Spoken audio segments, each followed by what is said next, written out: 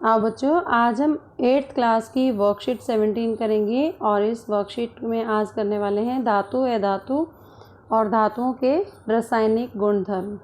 पिछली कक्षा में जैसे हमने पढ़ा था या पिछली वर्कशीट में पढ़ा था कि अम्ल और क्षार के गुणों के बारे में।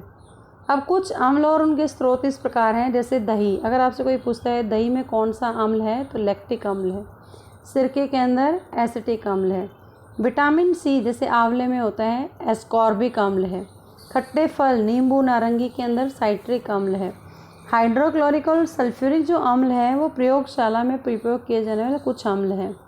इसी प्रकार क्षारक हैं सोडियम हाइड्रोक्साइड, जिनका उपयोग साबुन बनाने के लिए किया जाता है, और कैल्शियम हाइड्रोक्साइड और मैग्नीशियम हाइड्रोक्साइड का उपयोग एंटा एसिड के तौर पे किया जाता है। ये एंटा एसिड है।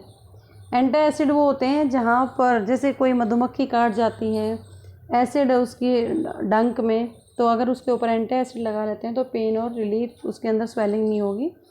इसी तरह हम धातुओं के कुछ रासायनिक गुणधर्मों के बारे में जानेंगे कि जब भी कोई अम्ल से अभिक्रिया करती है कोई भी धातु, तो वो लवण का निर्माण करती है और साथ ही उसमें हाइड्रोजन गैस उत्पन्न होती है। ये अभिक्रिया होगी अम्ल जमा धातु, लवण, नमक जमा हाइड्रोजन गैस।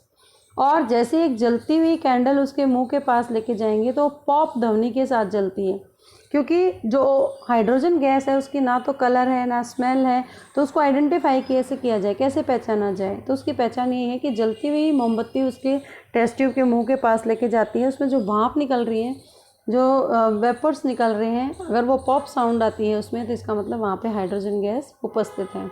इसलिए धातु के बर्तनों में अम्लीय पदार्थ नहीं रखने चाहिए, क्योंकि धातु अम्ल के साथ अभिक्रिया जल्दी कर देती है। और आप समझ गए होंगे कि हमें एल्यूमिनियम के बर्तनों में नींबू का अचार क्यों नहीं रखना चाहिए, क्योंकि एल्यूमिनियम एक धातु है और नींबू के अचार में अम्ल होता है। क्षार से अभिक्रिया, कुछ धातुएं क्षार से अभिक्रिया करती हैं और वो भी लवण और हाइड्रोजन गैस निकालती हैं, उसकी भी जांच ऐसे ही की जा सकती है।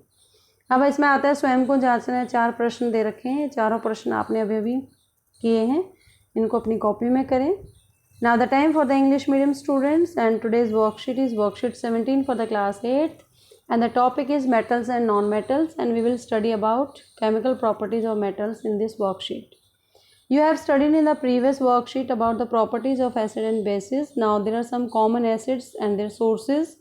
Lactic acid is present in the curd, acetic acid is present in the vinegar, ascorbic acid or vitamin C present in the avla. Citric acid is present in the sour fruits like lemon and orange. Hydrochloric acid and sulfuric acids are some acids which are used in the laboratories. And similarly, some bases are also there which are used in laboratories, like sodium hydroxide used for making soap. Calcium hydroxide and magnesium hydroxide are good antacids because they neutralize the acids and they form salt and water.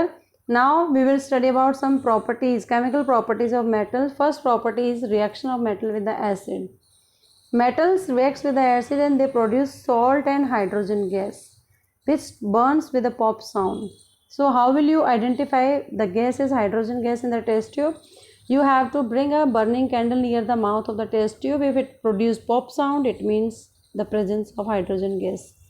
So all the metals react at the different rates with the acids, and acidic substances should not be kept in the metallic containers. So you understood why we should not store lemon pickle in the aluminum utensils, because aluminum is a metal and lemon contains citric acid, so they react with each other, they form salt and hydrogen gas and make the food poison.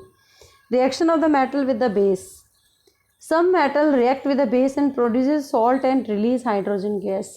This reaction will happen metal plus base, salt and hydrogen gas. And similarly, you can identify the presence of hydrogen gas through the burning candle. Now on the basis of the worksheet, you have to do all these 4 questions from the worksheet we have already discussed. Keep watching Super Vigyan. Thank you so much.